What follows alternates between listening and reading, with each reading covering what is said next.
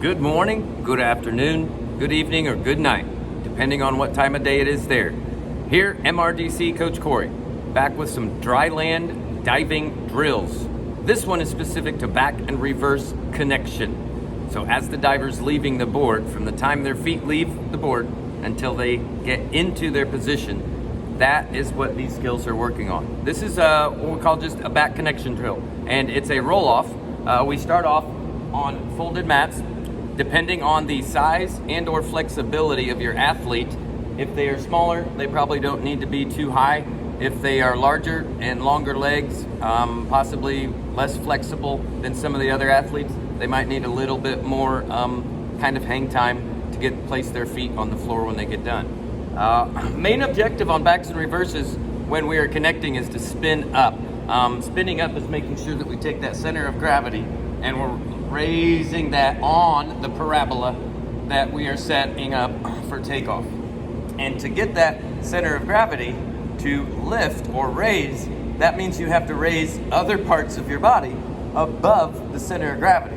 So when I raise my arms above my head, the center of my total mass also raises, because now I have more weight distributed away from that center of gravity.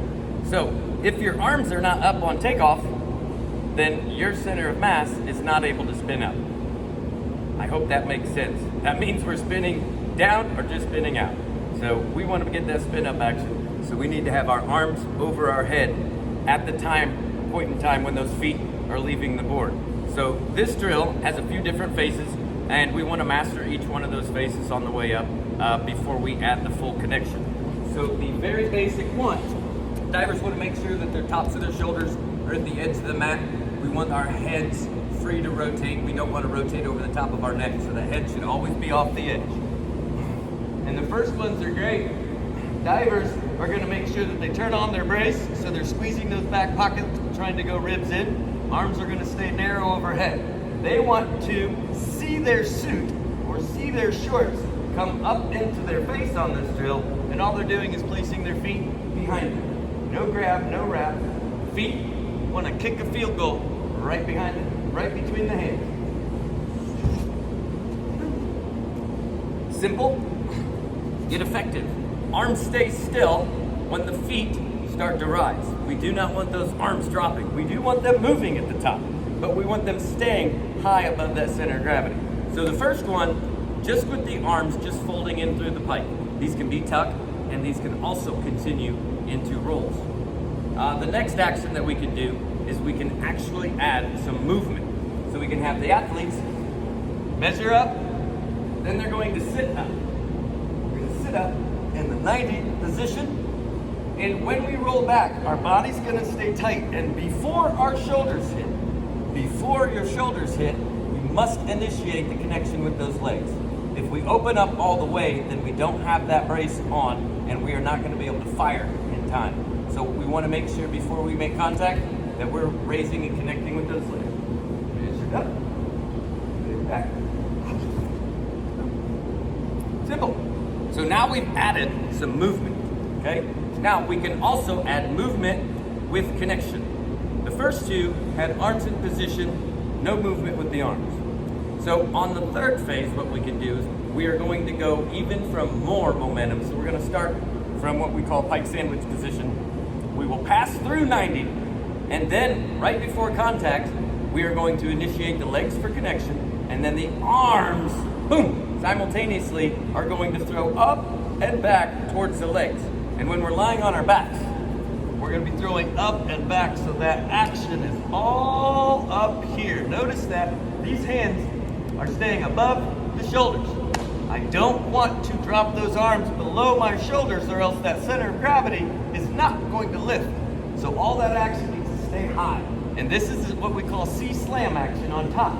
Diver gets into upper back C, and they slam back, and that is literally a pike up action. And a lot of the divers struggle with the concept that when you're doing a back optional or just a back somersault, that the arm action goes back forwards. So we're throwing forwards on back rotations, which is correct, because we want that action reaction, double action reaction, because whatever happens above the center of gravity is directly reflected below.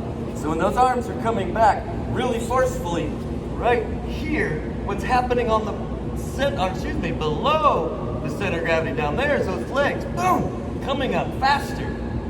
Boom. If you've ever done tuck-ups and you've done them on the stall bar, it's not too tough.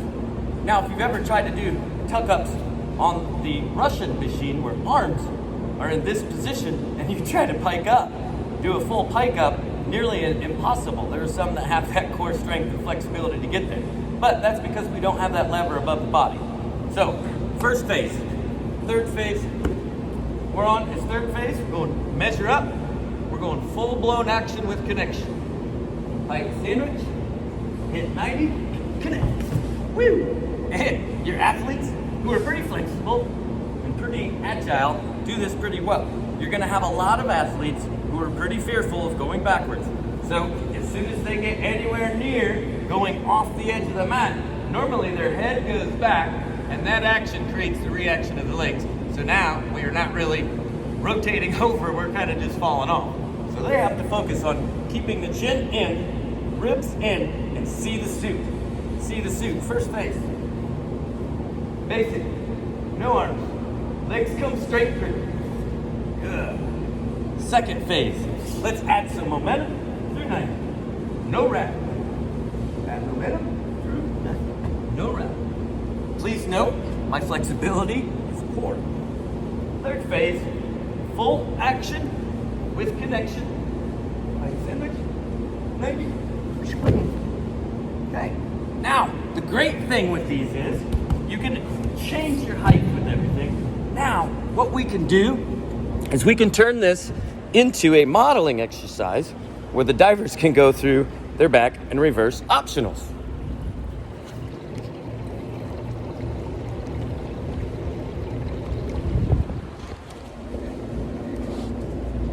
Let me give you a decent view here.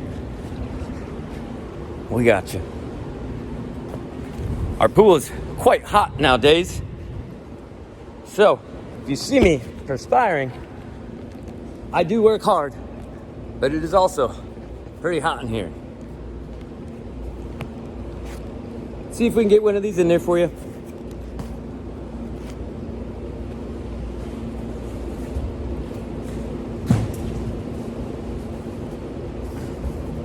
I'm gonna tuck the 2.5.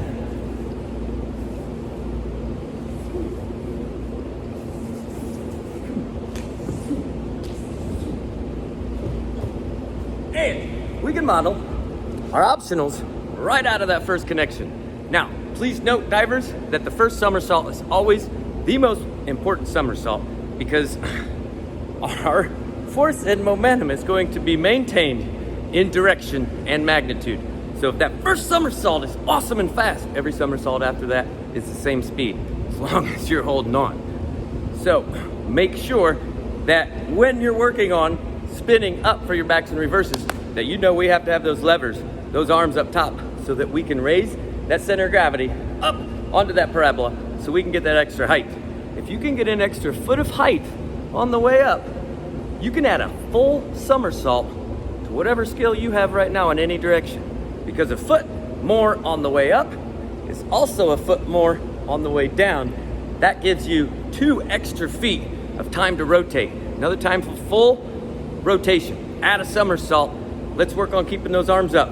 We appreciate your attention here. MRDC Coach Corey in the Mooresville Natatorium. We will see you again soon.